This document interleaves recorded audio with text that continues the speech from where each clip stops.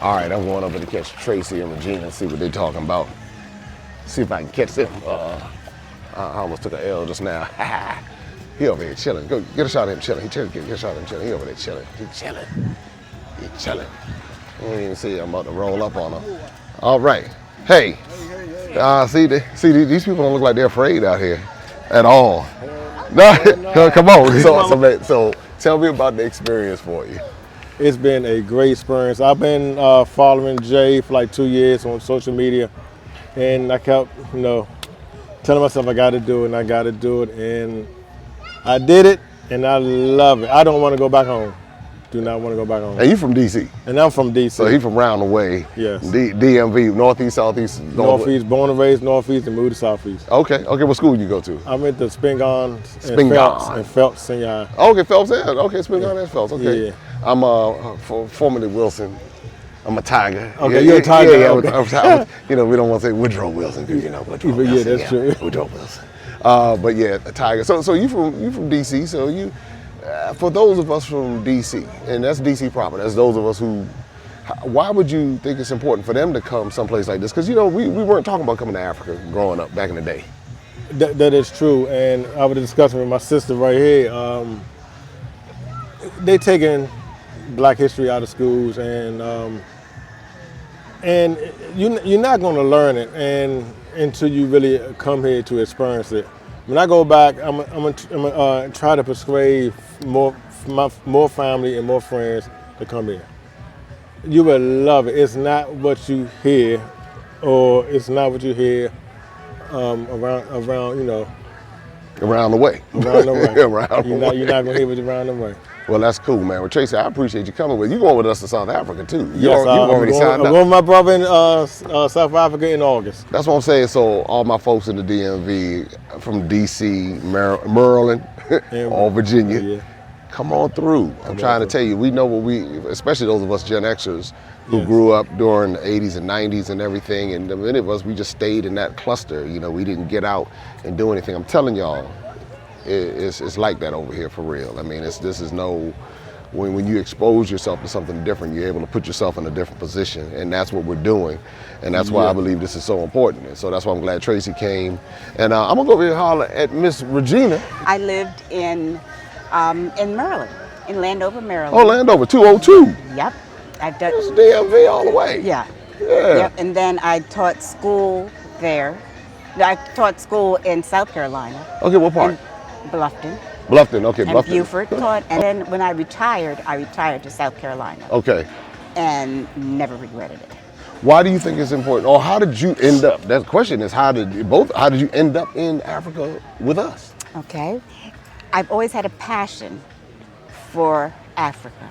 Me too. And for Ghana specifically. My daughter came here like 20 years ago. And I fell in love with the Adinkra symbols. So I did research on that, and I know that they represent the relationship between man and God, man and the land, and man to man. And I've had a passion for Ghana ever since. And every time, I try to come, something happened. Okay. And when it looked like things had been in alignment, COVID happened. But now, you're here. I'm here. You're in Ghana. I'm in Ghana. So how did you get introduced to us? You popped up on my feed, and the fact that it said Ghana, it already had my attention. But I listened to one of the first web meetings that you had, and we can type in questions. Yes. And my concern was that I was going to be on a cane, and I did not want to be a person who was slowing everybody else up.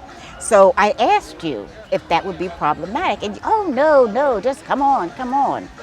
And that just resonated in me. I said, what the heck, I'm gonna do it. Hey. I'm going to do it.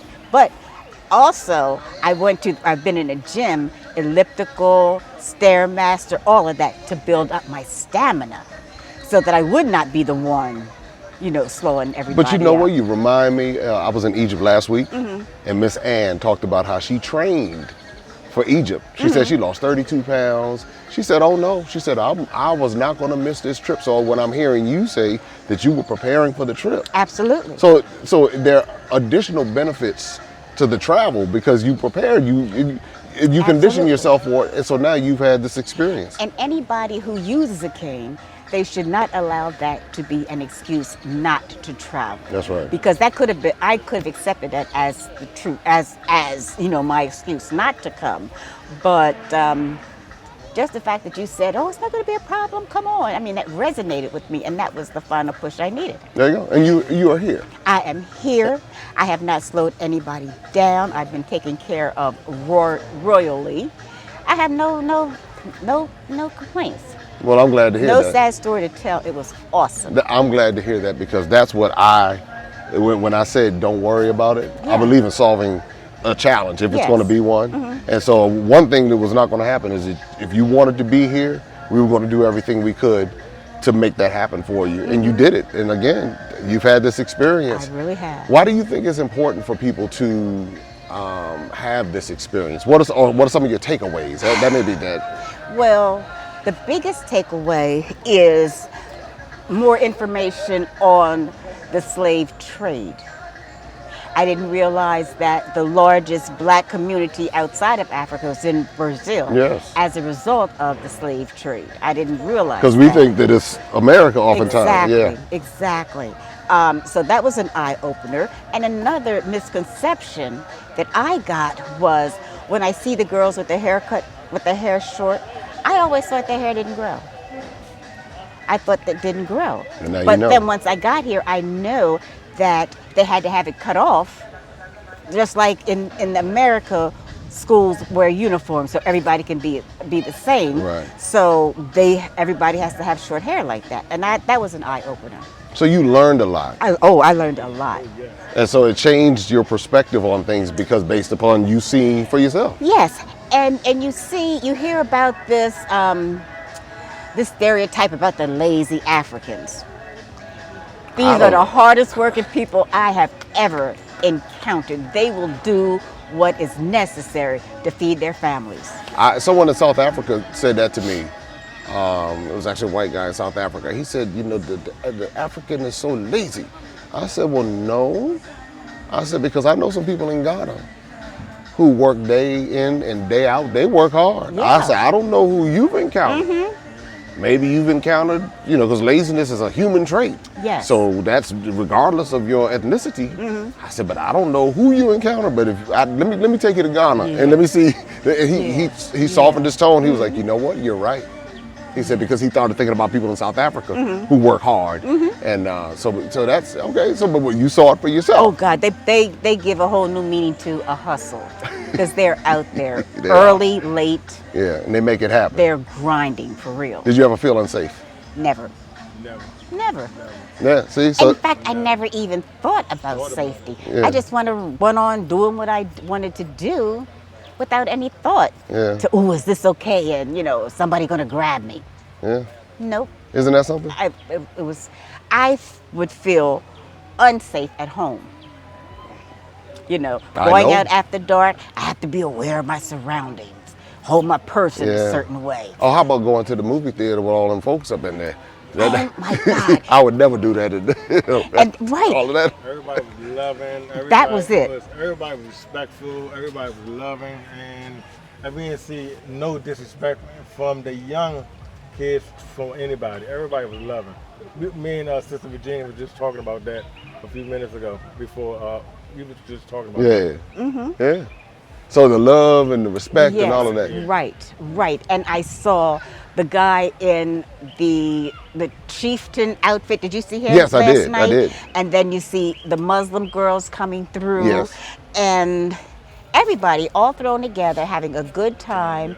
The energy was positive. You bump into somebody, oh, sorry, and you keep it moving. Yeah. That's it. No, don't have to worry about getting shot, stabbed. No bad, exactly. No bad energy at all. And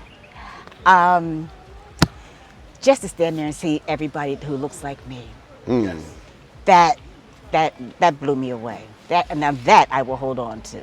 And that's West Africa. Yes. That's East Africa. That's South Africa. But in particular, West Africa, because it is so familiar. I tell people it's different, but it's familiar. There's a familiarity when you come here, and you just kind of say, "Wow, okay." If we're not related, then something, I don't know. I don't know, because it's something so familiar. Right.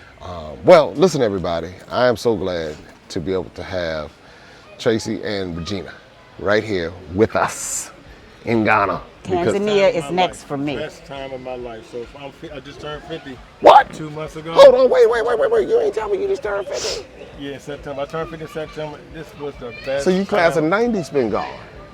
Yes. So my man Frank Walkup probably came out with you because he wouldn't have spin guard. Yeah. Anyway, that's a whole other conversation. Best time of my life. I went to many spots and many locations, but this was the best spot of my life so far. I'm going with this man again in August, so I'm going to enjoy it again. Well, congratulations on 50.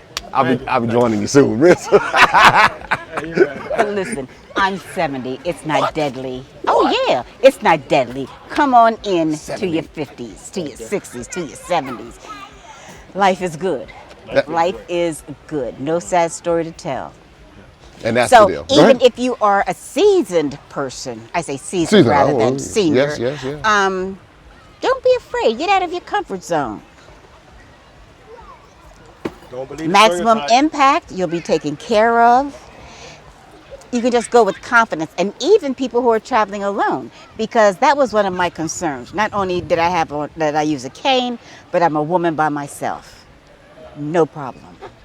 None at all. So let that be encouragement to the others out there like me who are just talking themselves out of it for reasons. But Maximum Impact, look them up.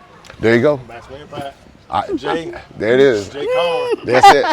Subscribe, like, share, and check out the website, MaximumImpactTravel.com. Next time, we'll be talking to you in Ghana or Tanzania or Kenya or South Africa or Ethiopia or Egypt or Morocco or Cote d'Ivoire or Nigeria or Senegal or the Gambia. We go to all those different places and we want to take you there. So when it came to the payment plans and all of that, how did that work for you as far as the payment plans? The payment plans were awesome. I was in a position to just write a check for the whole amount. But rather than do that, I got on their payment plan. So the payments were automatically taken out of one of my accounts monthly. So that allowed me to use the bulk of my money, still let it sit where it was sitting so that my money could make money, where I'm taking out increments every month. And by the time it was time to go on the trip, everything was paid for. I just had to do the visa, and that was it, and I'm here. So you didn't tie up all your money. That's exactly. That's how the money. They tie up all your money. I didn't tie up all the money, and being able to make monthly payments.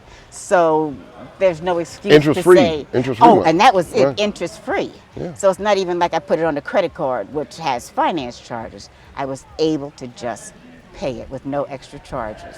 So money should not even be a deterrent in coming on one of these trips. That's right. We make it easy for you. Sign up and you can make monthly payments. You can see what your payments are going to be before you even click submit.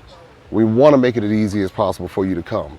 And so if you break it into smaller bites, even if it takes you 2 years to make it happen, you can get here. You can have this experience. But for many of you, now is the time to do it. Tomorrow's not promised. COVID taught us that. Tomorrow is not promised. So do it now. Come have this experience. And you never know who you might touch. You'll be able to reach people I'll never be able to reach. You'll touch your family, your relatives. So now, all you need to do is visit MaximumImpactTravel.com, and we look forward to seeing you somewhere on the continent of Africa. Open up your eyes and see all the fun and mystery. Take an African adventure with Darren and Destiny. From the mountains to the shore, so many things to explore. Take an African adventure with Darren and Destiny. The Adventures of Darren and Destiny. And Darren and Destiny are twin brother and sister, and you go on their adventures throughout the African diaspora, meaning so African diaspora destinations, primarily focused in Africa, but we go to South America, we're going to go to the Caribbean. Their first book is going to take you to Ghana, and then we're going to go on a safari, And from there, we're going to go to Ethiopia, and then we go to Salvador, Brazil.